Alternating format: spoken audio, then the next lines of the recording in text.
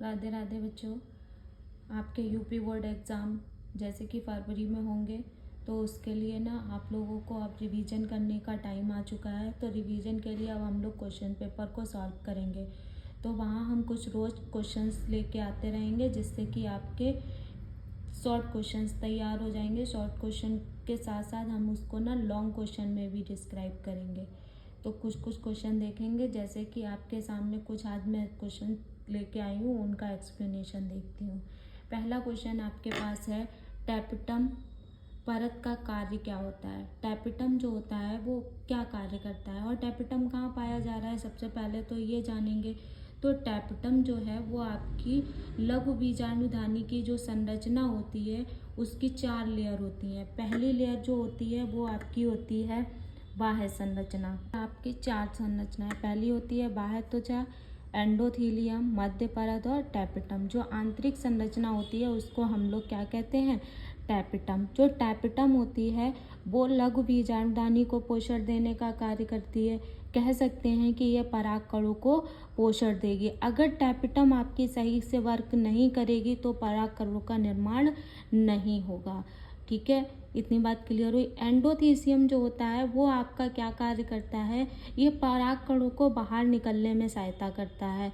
और परागकणों को नष्ट कौन करेगा, जब नष्ट हो जाएंगे आपके, जब आपकी टैपेटम वर्क नहीं कर रही होगी तो आपके क्या हो जाएंगे, परागकण यहाँ पे नष्ट हो जाएंगे, या कह सकते हैं परागकणों का निर्माण सही तरीके से नहीं हो पाएगा अगर इसको पोषण नहीं मिलेगा। तो जो टैपेटम का कार्य है वो क्या होता है, परागकणों को पोषण देने का कार्य करता है। क्लियर हुआ।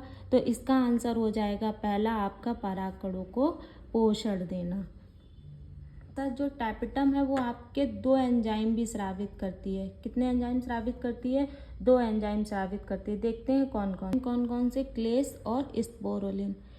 जो क्लेस होता है ये आपका बीजाणुधानी के स्फुटन में सहायता करता है। किसमें सहायता करता है, स्फुटन में। ठीक है, और वहीं स्पोरुलिन जो है ना आपका, स्पोरुलिन जो है, स्पोरुलिन जो आपका है ना वो पादप जगत का सबसे कठोर पादप जगत का सबसे कठोर एंजाइम है। क्लियर हुआ इतना। अब हम लोग अगला क्वेश्चन देखेंगे। तो पहले जो टैपेटम है ना उसका कार्य क्या है, परागकणों को पोषण देना। जो टैपेटम है वो लघु बीजाणुधानी की आंतरिक लेयर होती है। तो सबसे बाह्य त्वचा, एंडोथीलियम, मध्य परत और टैपेटम।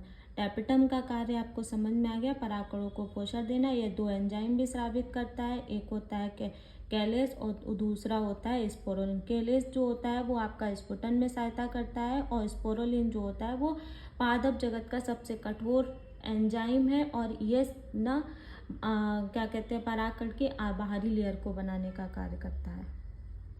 आपका अगला क्वेश्चन है, क्या है, निम्न में से कौन अपरदाहिरी है। तो अपरदाहिरी का मतलब होता है जिनमें रीढ़ की हड्डी नहीं पाई जाती है। क्या नहीं पाई जाता है, रीढ़ की, तो जिनमें रीढ़ की हड्डी नहीं पाई जाती है उसको हम लोग क्या कहते हैं, अपरदाहिरी कहते हैं। अपरदाहिरी को हम लोग एक और ना अपृष्ठवंशी भी कहते हैं। ठीक है, जिनमें रीढ़ की हड्डी नहीं पाई जाती है उसको हम लोग अपरदाहिरी या फिर अपृष्ठवंशी भी कहते हैं। ठीक है, तो केचुए में आपकी रीढ़ की हड्डी नहीं पाई जाती है, पक्षी में पाई जाती है, मेढक में भी पाई जाती है और हाथी में भी पाई जाती है। यह आपको क्लियर हो गया होगा सेकंड क्वेश्चन। अब आप लोग चलते हैं थर्ड क्वेश्चन की तरफ। थर्ड क्वेश्चन आपका कह रहा है, डेंगू या हड्डी तोड़ बुखार का वाहक कौन है। तो आप सब जानते हैं कौन है, जल्दी से आंसर कीजिएगा कमेंट में। तो इसका आंसर क्या होगा, एडीज। एडीज मच्छर जो है वो किसका है, डेंगू का वाहक है। एनाफ्लीज जो है ना वो मलेरिया का वाहक है, और क्यूलेक्स जो है ना वो हाथी पाँव या फिर फाइलेरिया का कह सकते हैं। तो इसका आंसर आपका क्या हो जाएगा, एडीज। ठीक है, एडीज वाहक है और किसके द्वारा होता है, ये वायरस होता है जिसका नाम होता है, क्या होता है, DENB,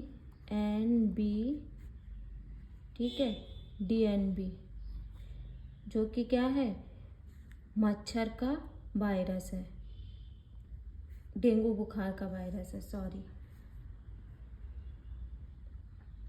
अब अगला आपका आता है, कौन सा एंजाइम डीएनए को विशिष्ट स्थान पर काटता है। डीएनए के जो विशिष्ट स्थान को काटने का कार्य कौन सा करता है, कौन सा एंजाइम इसमें कर रहा है। आंसर हो जाएगा एंडोन्यूक्लियस। एंडोन्यूक्लियस जो होता है वो इसको क्या करता है, एक विशिष्ट स्थान पर काटने का कार्य। यहीं पे जो पॉलीमरेज है वो क्या करता है, इसकी प्रकृति को बनाता है, डीएनए की प्रतिकृति, जैसे कि एक डीएनए से दूसरा डीएनए को जो बनाने का कार्य करता है वो पॉलीमरेज करता है, ठीक है। एंडोन्यूक्लियस जो होता है वो एक विशिष्ट स्थान पर, जैसे कि डीएनए है ना, तो इसको जो विशिष्ट स्थान पर जो कट लगाने का कार्य करता है वो एंडोन्यूक्लियस कर रहा है।